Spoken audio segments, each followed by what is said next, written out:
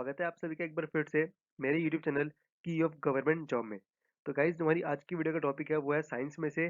तो आज हम पढ़ेंगे बायोलॉजी के एक मोस्ट इंपोर्टेंट टॉपिक के बारे में, जिसमें से पेपर्स में हर बार सबसे ज़्यादा क्वेश्चन पूछे जाते हैं।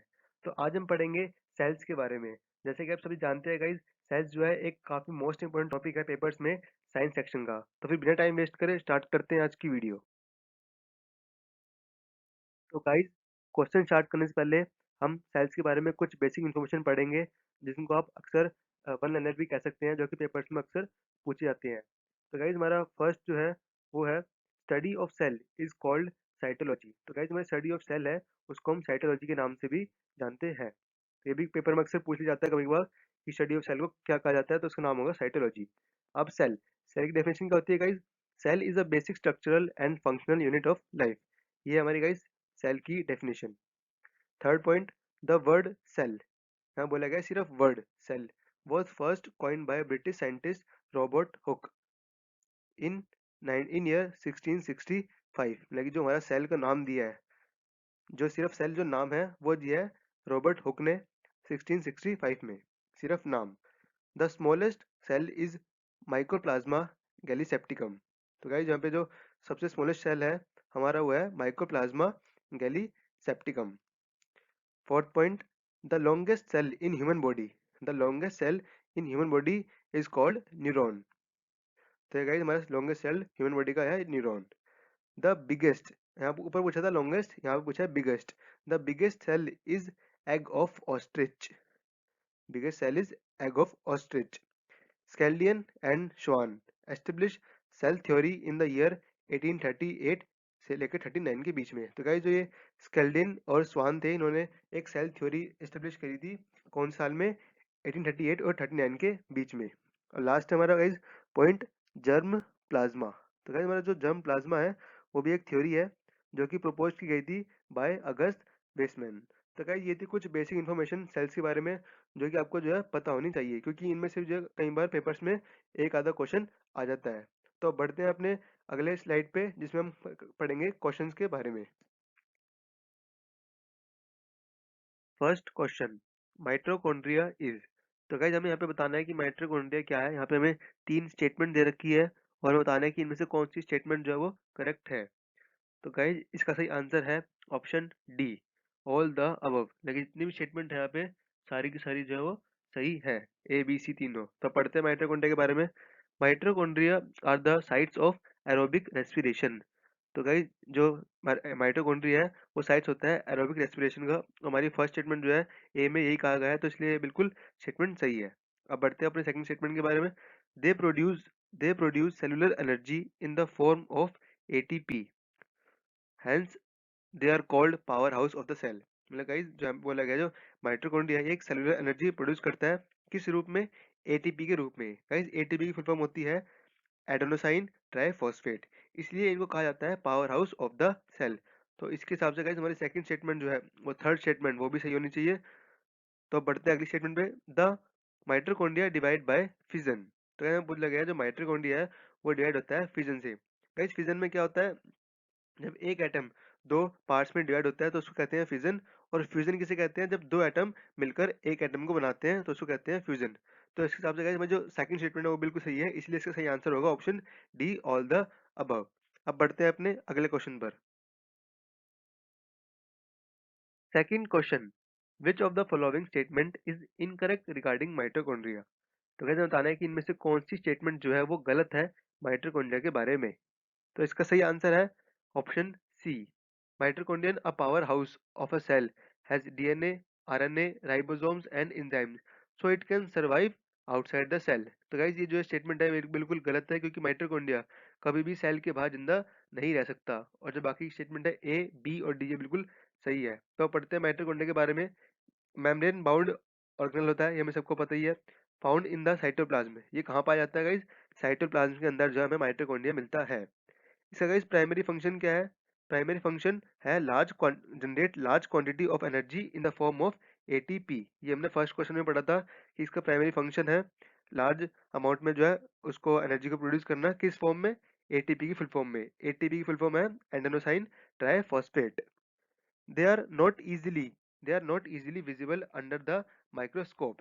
गाइस अगर आप क्वेश्चन इसकी जो माइटोकॉन्ड्रिया है इसका फोटो देखोगे गूगल पे, तो आप देखोगे इसके ना अंदर धब्बे लगे होते हैं बड़े बड़े, स्टेन इनको कहते हैं, स्टेन, धब्बों को कहते हैं स्टेन। तो अगर वो उस पे अच्छी तरीके से नहीं लगे हुए हैं तो इसको ना काफी मुश्किल होता है माइक्रोस्कोप में देखने में। Number of mitochondrion per cell is variable depending on physiological activity of the cell. मतलब गाइज अगर हमें पता लगाना है कि एक सेल में कितने माइटोकॉन्ड्रिया है, तो वो डिपेंड करता है उसकी physiological activity of the cell के ऊपर। Mitochondria can divide by prokaryotic binary fission, हमने पढ़ा था ऊपर की है, फिजन के द्वारा जो है डिवाइड होता है। And since they require mitochondrial DNA for the function, और इसको जो है माइटोकॉन्ड्रियल डीएनए रिक्वायर होता है काम करने के लिए। तो ये भी काफी इंपॉर्टेंट पॉइंट है गाइज कि उसे फंक्शन काम करने के लिए क्या चीज होती है, माइटोकॉन्ड्रियल डीएनए। लास्ट है mitochondrial have their own DNA ribosomes and can make their on proteins. मतलब कि जो है माइटोकॉन्ड्रिया के पास जो है अपना खुद का डीएनए भी होता है, राइबोसोम्स भी होता है, और वो अपना आप ही जो है प्रोटीन को बना भी सकता है। तो guys, ये तो हमारे सेकंड क्वेश्चन के बारे में, माइटोकॉन्ड्रिया के बारे में। अब बढ़ते हैं अपने अगले क्वेश्चन पर। Third question, in mitochondria ATP synthesising chemical reaction take place in the. तो क्या हमसे ये पूछा गया है माइटोकॉन्ड्रिया के अंदर जो एटीपी केमिकल रिएक्शन होता है, मतलब कि एडेनोसाइन ट्राइफॉस्फेट केमिकल रिएक्शन होता है, वो कहाँ पर होता है। तो इसका सही आंसर है guys option C, inner membrane के अंदर। मतलब कि जो एटीपी केमिकल रिएक्शन होता है वो हमारी इनर मेम्ब्रेन के अंदर होता है। अब पढ़ते हैं इसके बारे में और।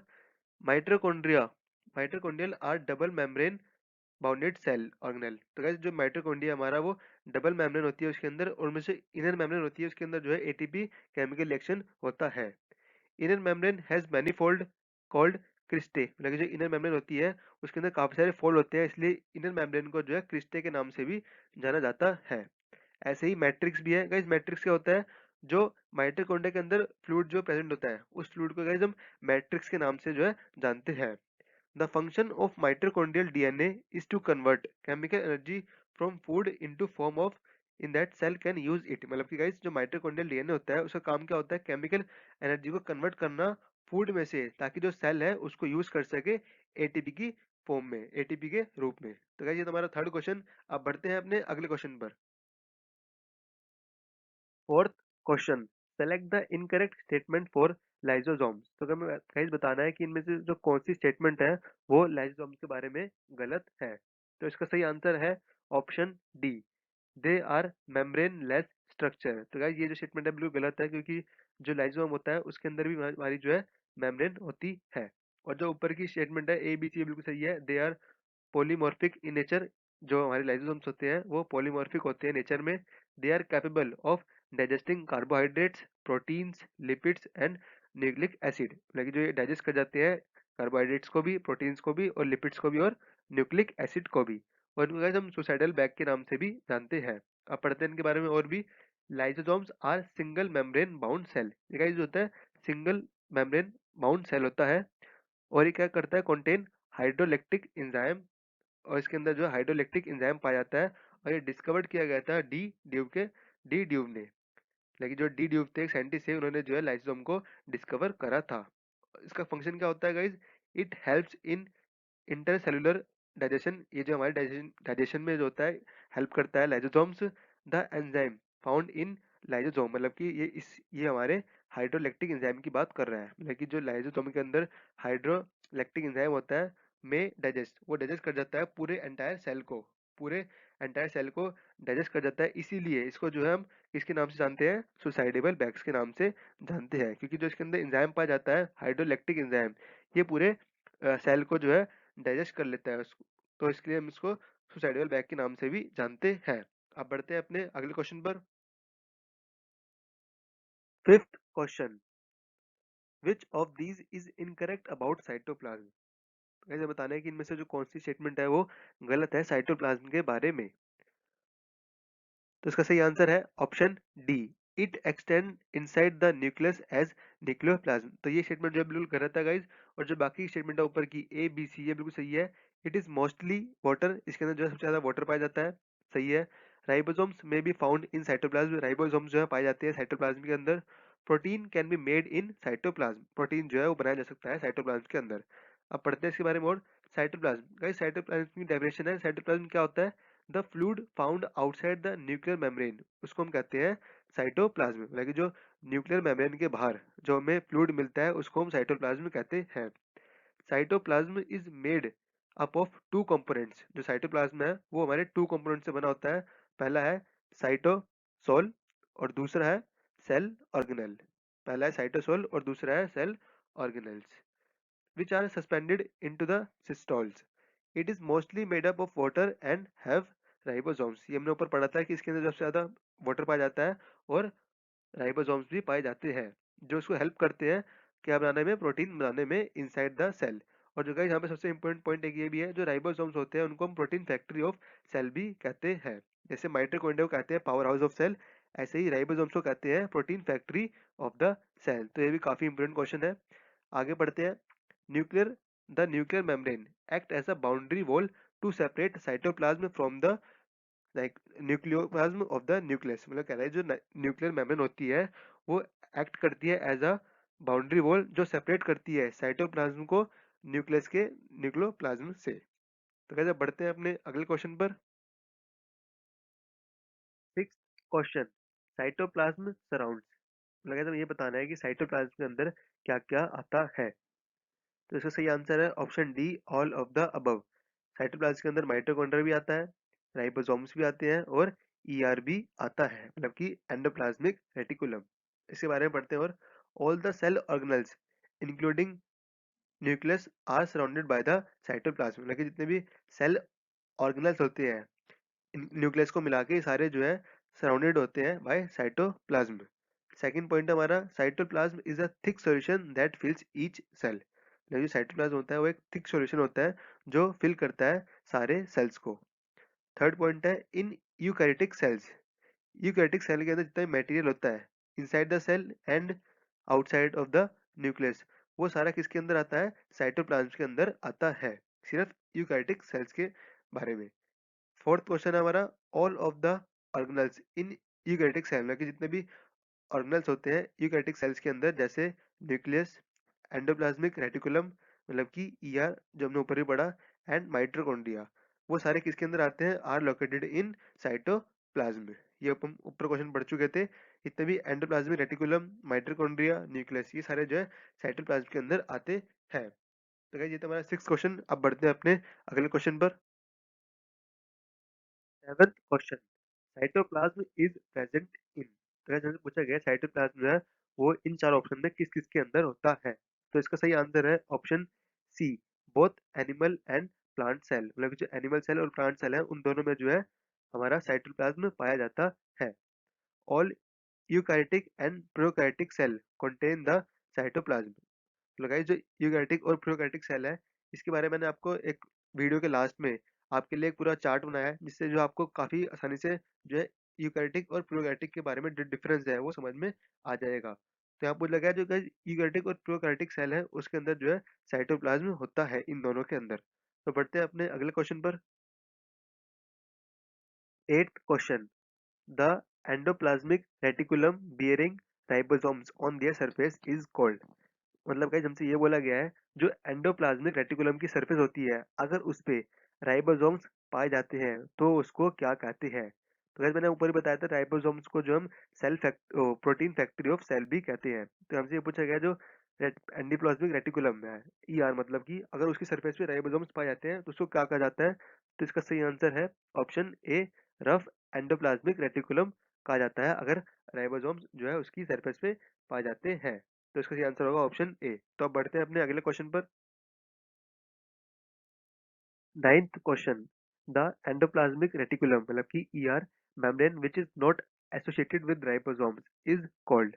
तो हमसे ये पूछा गया है जब एंडोप्लाज्मिक रेटिकुलम की सरफेस पे कोई भी राइबोसोम्स नहीं होता तब उसको क्या कहा जाता है। तो इसका सही आंसर है option A, smooth endoplasmic reticulum कहा जाता है। हमने ऊपर पढ़ा था अगर एंडोप्लाज्मिक रेटिकुलम की सरफेस पे राइबोसोम्स होते हैं तो उसे क्या कहा जाता था, रफ एंडोप्लाज्मिक रेटिकुलम। अब यहाँ पे बोला गया अगर उसकी सरफेस पे जो राइबोसोम्स नहीं है तो उसको क्या कहा जाएगा, स्मूथ एंडोप्लाज्मिक रेटिकुलम। तो गाइस जो स्मूथ एंडोप्लाज्मिक रेटिकुलम होता है उसके फंक्शन क्या होते हैं, इट सिंथेसाइज करता है वो लिपिड्स को और स्टेरॉइड्स को, सिंथेसाइज करता है लिपिड्स को लिपिड्स एंड स्टेरॉइड्स। मतलब कि इसका काम होता है सिंथेसाइज करना लिपिड्स और स्टेरॉइड्स को। और और and the smooth endoplasmic reticulum is a membrane bound network. मतलब कि जो स्मूथ एंडोप्लाज्मिक रेटिकुलम होता है वो एक मेम्ब्रेन बाउंड नेटवर्क होता है जहाँ पर उसकी सरफेस पे जो है राइबोसोम्स नहीं पाए जाते। तो एक मेम्ब्रेन बाउंड नेटवर्क होता है जहाँ पे उसकी सरफेस पे राइबोसोम्स नहीं पाए जाते। तो ये तक है तुम्हारा 9th क्वेश्चन। अब बढ़ते हैं अपने अगले क्वेश्चन पर। 10th question, who discovered mitochondria. तो गाइस हमसे ये पूछा गया है कि किसने जो है डिस्कवर किया था माइटोकॉन्ड्रिया को। तो इसका सही आंसर है ऑप्शन सी, आर एल्टमैन ने जो है वो उन्होंने डिस्कवर करा था माइटोकॉन्ड्रिया को। अब पढ़ते हैं इसके बारे में और भी। Mitochondria was discovered by R Altmann in 1886। Second point है हमारा, a term mitochondria was coined by Carl Benda. मतलब कि जो माइटोकॉन्ड्रिया नाम है, ये सिर्फ नाम जो है माइटोकॉन्ड्रिया, ये किसने दिया था? कार्ल बेंडा ने। नेक्स्ट पॉइंट है, mitochondria is bounded by double membrane. मतलब कि जो माइटोकॉन्ड्रिया है वो डबल मेम्ब्रेन से घिरा होता है। उसकी जो इनर मेम्ब्रेन होती है उसको हम किस नाम से जानते हैं? जिसके अंदर काफी सारे फोल्ड होते हैं उसको हम जानते हैं क्रिस्टे के नाम से। Fluid cold matrix. मतलब कि जो गाइस मैंने ऊपर बताया था आपको मैट्रिक्स, मतलब क्या होता है मैट्रिक्स? जो माइटोकॉन्ड्रिया के अंदर फ्लूइड प्रेजेंट होता है उसको जो है मैट्रिक्स के नाम से जानते हैं, जिसके अंदर जो है काफी सारे एंजाइम्स एंड कोएंजाइम्स पाए जाते हैं। नेक्स्ट पॉइंट है, it is a semi autonomous organelle and it is called power house of the cell. ये जो है एक सेमी ऑटोनोमस ऑर्गेनल है जिसको हम power house of the cell कहते हैं। इसकी शेप कैसी होती है? These are cylindrical, rod shaped और स्फेरिकल स्ट्रक्चर जो कि फाउंड होता है साइटोप्लाज्म के अंदर। लेकिन जो माइटोकॉन्ड्रिया है वो किस शेप में होते हैं? सिलेंड्रिकल, रॉड शेप्ड या फिर स्फेरिकल में, जो कि साइटोप्लाज्म के अंदर मिलते हैं। लास्ट पॉइंट हमारा, mitochondria is considered as prokaryotic cell inside eukaryotic.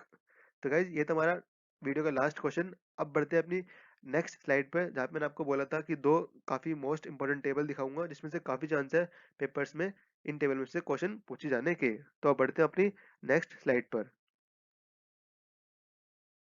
तो गाइज ये है वो दो नेक्स्ट स्लाइड जिनमें से काफी चांसेस है कि इसमें से क्वेश्चन पूछे जा सकते हैं। तो गाइज हमारी जो पहली स्लाइड है वो है difference between prokaryotes and eukaryotes. तो गाइज आप इनको, मैं पढ़ नहीं रहा हूँ, आप इनको स्क्रीनशॉट ले लीजिए और इनको अच्छे तरीके से याद कर लीजिए। मैंने बिल्कुल आसान शब्दों में इनको लिखा है जिसमें आपको समझने में काफी आसानी होगी प्रोकैरियोटिक सेल और यूकैरियोटिक सेल्स के बारे में। तो हमारी जो सेकंड टेबल है वो है number of chromosomes in different organism. मतलब कि किस किस एनिमल के अंदर, किस बॉडी के अंदर जो है कितने कितने क्रोमोसोम्स होते हैं।